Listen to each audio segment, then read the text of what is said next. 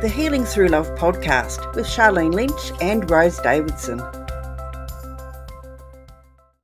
Welcome to the Healing Through Love podcast, where we shine a light of hope, resilience, and transformation in the journey to end domestic violence.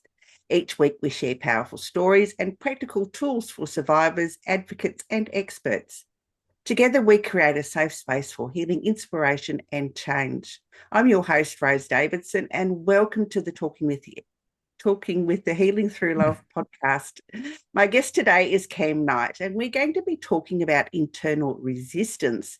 And internal resistance answers the question, why is it if I want to do something, I know what I want to do, I know how to do it, and I have the motivation and desire to do it, but for some reason I can't or just don't do it. And I have those days quite often. So I'm really interested to hear what Kam has to say.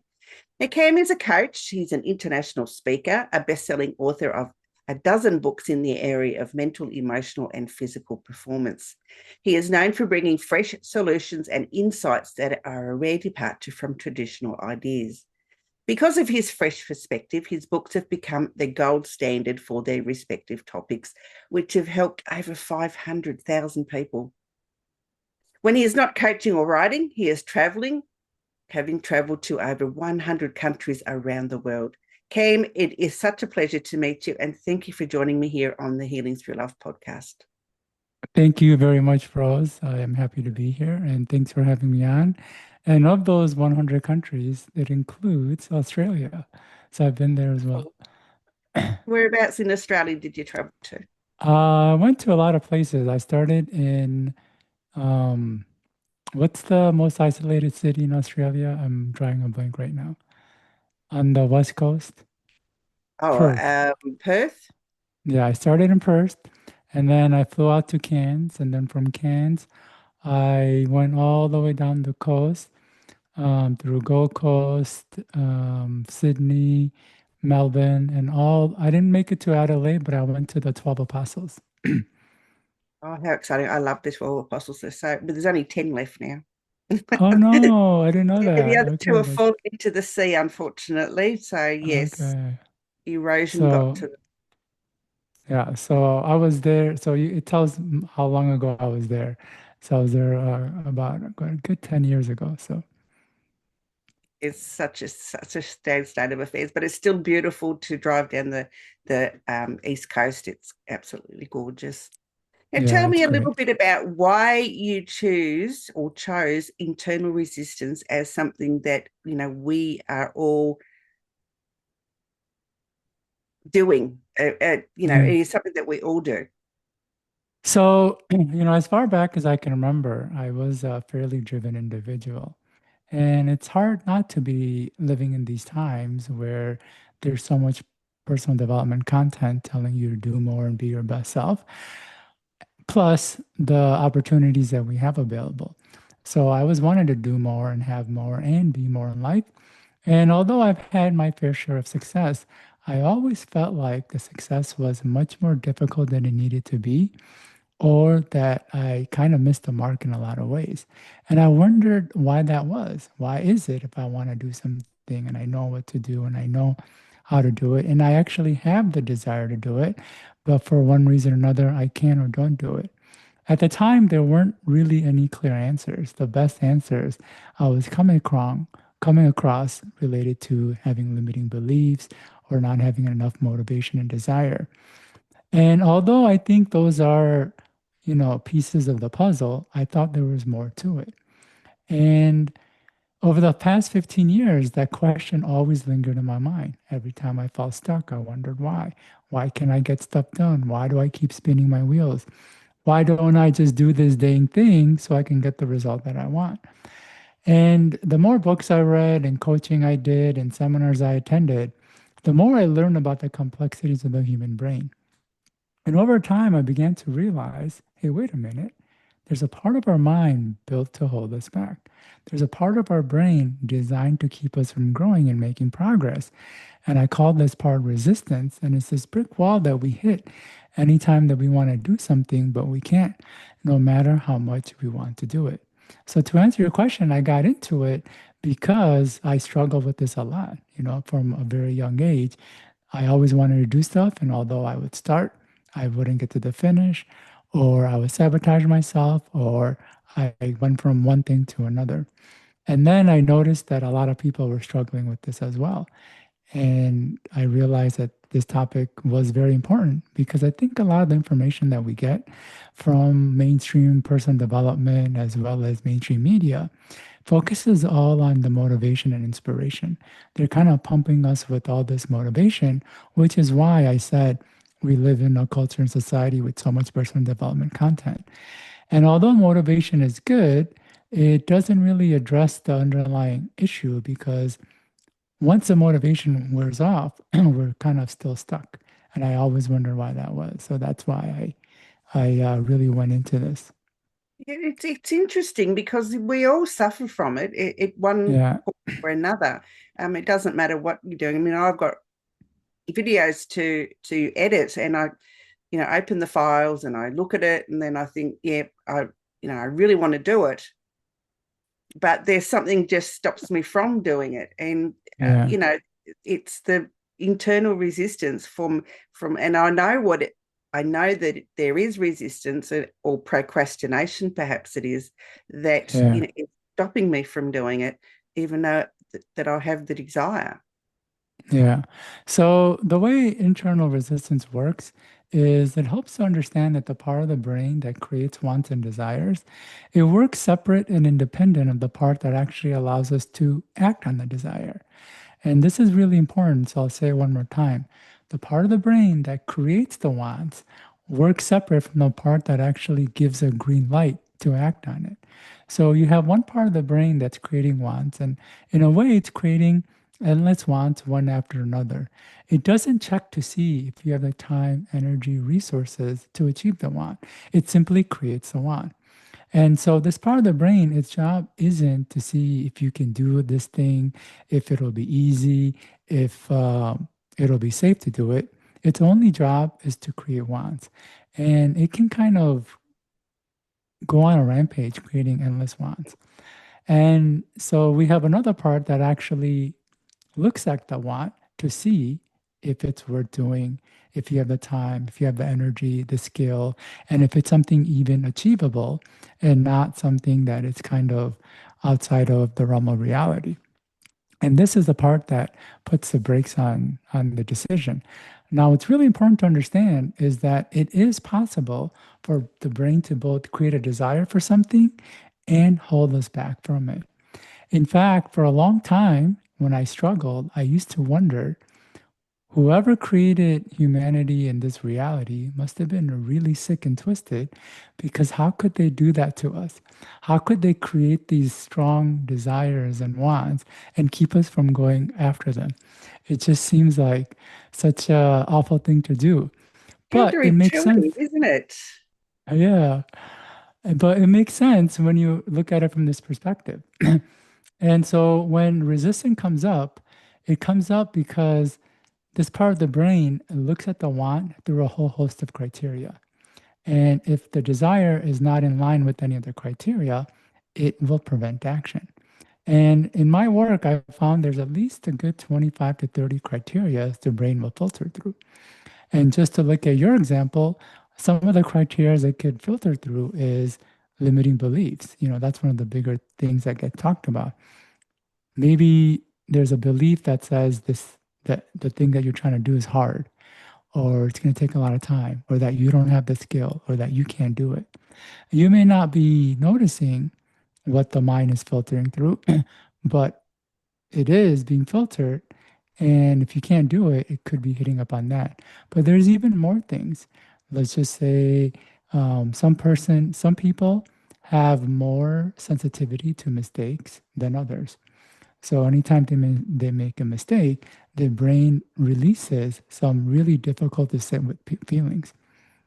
And the more sensitive a person is to mistakes, the more resistance is going to rise.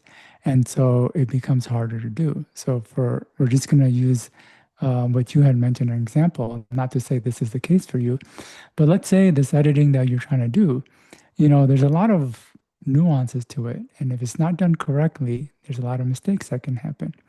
Now, the more, like I said, the more sensitive a person is, the more the brain's going to release unpleasant feelings, and the more resistance is going to try to protect us from those feelings. And if it feels like there's a potential for too much pain, it will hold us back. Though very, um, these are just a few examples. Like I said, there's many more examples that the brain goes through. And some of them are pretty deep in nature. Like you wouldn't think of them as things that might hold us back. And I'll give a quick example of what that could be. Like one of them is authority issues. Authority issues relate to our unconsciously held attitudes toward authority figures, such as parents, principals, teachers, police officers, and even personal development mentors like myself. So what happens is at a certain point, when we're growing up, if we were around an environment where everyone's telling us what to do and how to do it and what not to do and how not to do it, at a certain point, the brain gets fed up and doesn't want to listen to anything from anyone, even information that is helpful. And what's fascinating is as we grow older, it still holds on to that. So even when we want to do something, we can because the authority response kicks in. So we're just going to use your example is there could be some authority issues where when you did things well, it gave satisfaction to the people who told you what you do. And as adults, we could still be carrying that. Like what I say is we can hold resentment to our grave. And so if you try to do something that might give the authorities in our lives satisfaction, that we're listening to them, it won't want to do it, even though it's healthy and beneficial for us. So this is just another example. But again, there's many criteria the brain goes through. You don't really think that this really has to do with childhood trauma or all those other things, or you know, women living through domestic violence. Yeah, That they don't like to be told what they're doing, and so they resist doing other things, and so that because they're being told, not told, but told yeah, by some internal uh, dialogue that they must do something, but they don't do it because that they're resisting the yeah, authority figure. yeah. And this is a big one. Sometimes, not sometimes, actually, oftentimes, we will hold ourselves back just to not give an authority a satisfaction.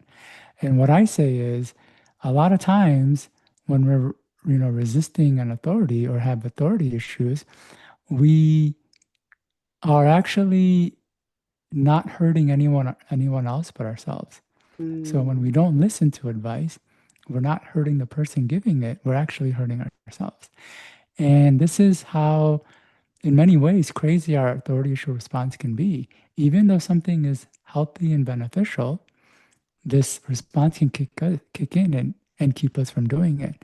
And what you mentioned about certain women in abusive relationships or not being able to get out, it could be because of this.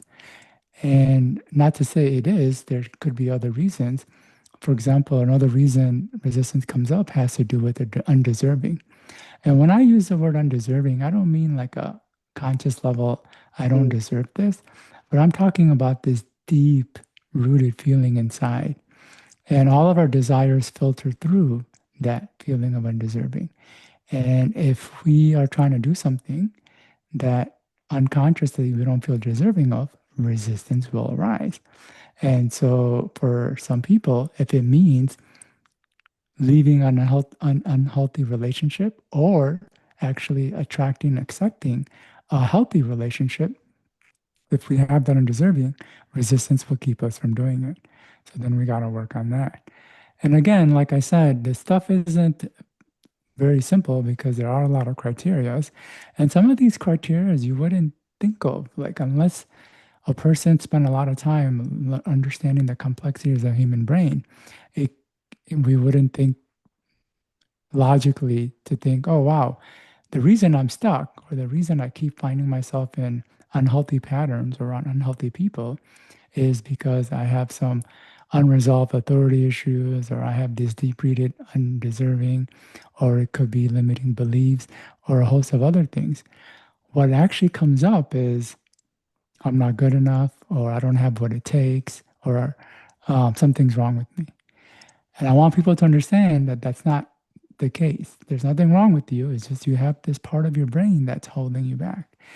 And it's designed to hold us back, and it's really good at holding us back to the point that it can cause more strain and pain in our lives than good.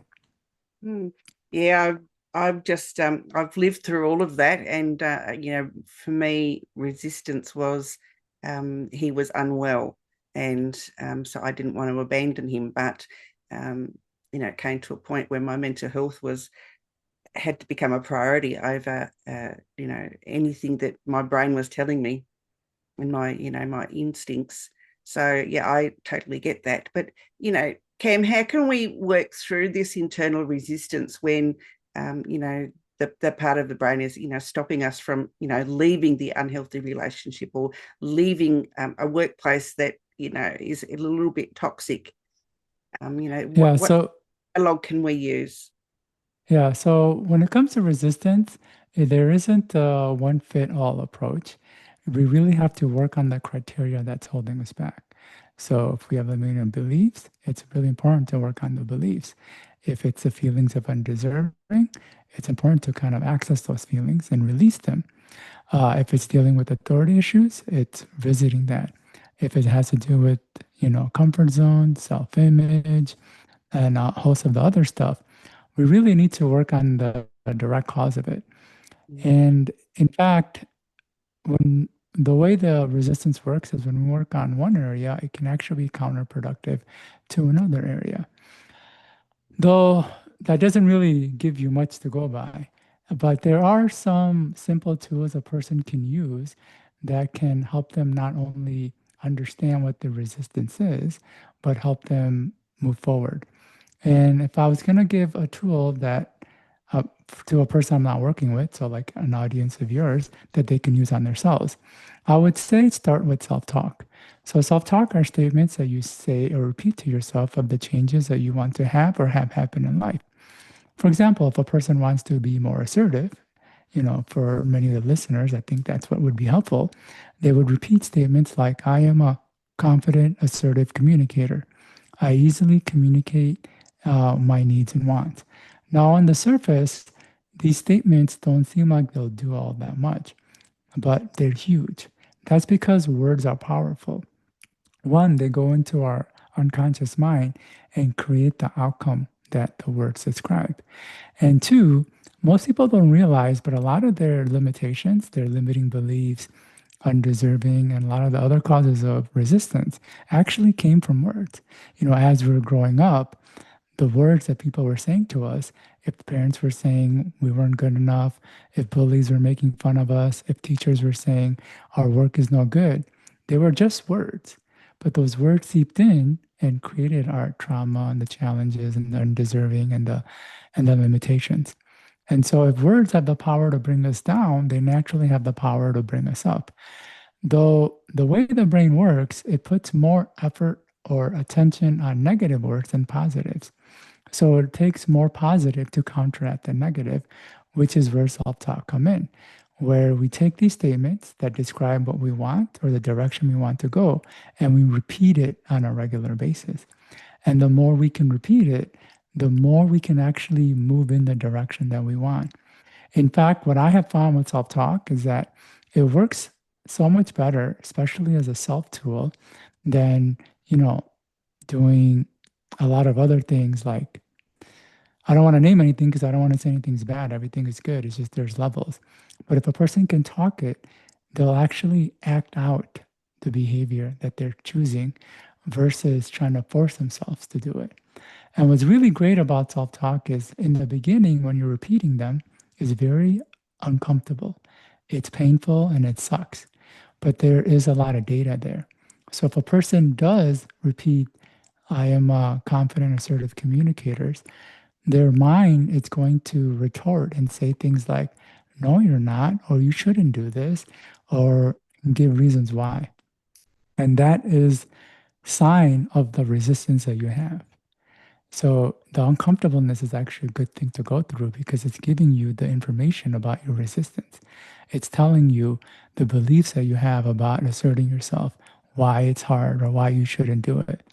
But what the beauty of self-talk is, the more you repeat it, the more the initial uncomfortability, it tends to subside.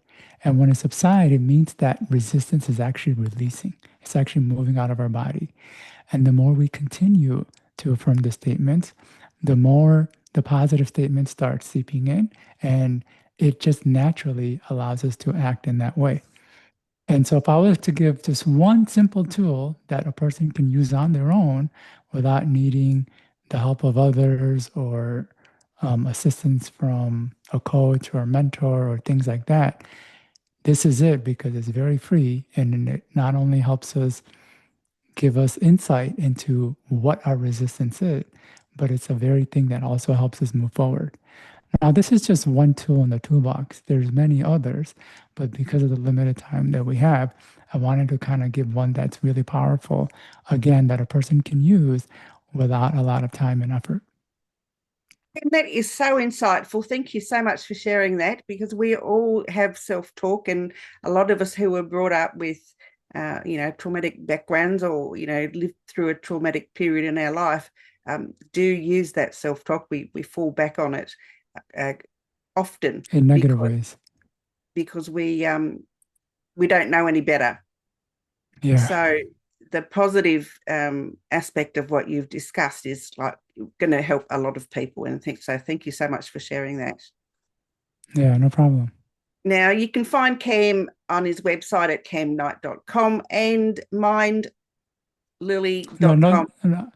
Yeah, so if people want to reach me, they can just go to kamknight.com. And I have a technique that helps people go into their unconscious to work on their resistance, including some of the challenges from our past. And if they're interested in that, they can reach out to me at mentor@kamknight.com. Lovely. Thank you so much for sharing. Do you have any wise words of wisdom that you'd like to share with our audience today? Yeah, I'd like to usually end the podcast with this, which is desire does not lead to action. Just because we want something doesn't mean we'll take the necessary steps to do it. And although our wants and desires can make it seem like that, but it's important to understand we have this part of the mind that is designed to hold us back. And if we go in thinking we could take action and get the result that we want, oftentimes we face up against resistance and then we're not able to move forward. And then we are left feeling, like I had mentioned, like we don't have what it takes or there's something wrong with us. But if we can come with the perspective that just because I want something doesn't mean it will lead to me doing the necessary steps to get it, allows us to prepare a lot better. And when we can prepare for a challenge, oftentimes the challenge isn't even as big or even really show up at all. But when we are too optimistic and think there won't be any challenges, that's when a lot of times where we fail. So if a person can kind of keep that in mind, it could really help them weave through um, the hurdles that they might come up with when they are trying to get to where they are. Thank you for sharing that. That's really powerful. Yeah, I'm a bit like I come up with an idea and then just work out the challenges afterwards. Yeah, I just yeah, start, then work it out later. yeah, yeah. And it's okay for some, but a lot of times when for others, they think the way the desire floods our body with these positive emotions, it can give us a delusional feeling that there aren't going to be any challenges. And then when we actually confront a challenge, and the person ends up stopping and not moving forward. But when they can understand there will be challenges, and you yourself, your own mind is going to be the one that's really doing it, then they're at a much better place to be able to overcome it. Absolutely, absolutely. Cam, it's been an absolute pleasure. Thank you so much for joining me here today. And I look forward to perhaps talking with you again in the future. Yeah, thank you very much.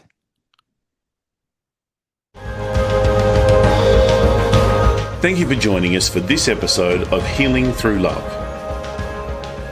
You can get further resources, see the show notes, or simply reach out to us via our website at htlaustralia.org. Thanks so much for joining us, and we look forward to your company next time on the Healing Through Love podcast.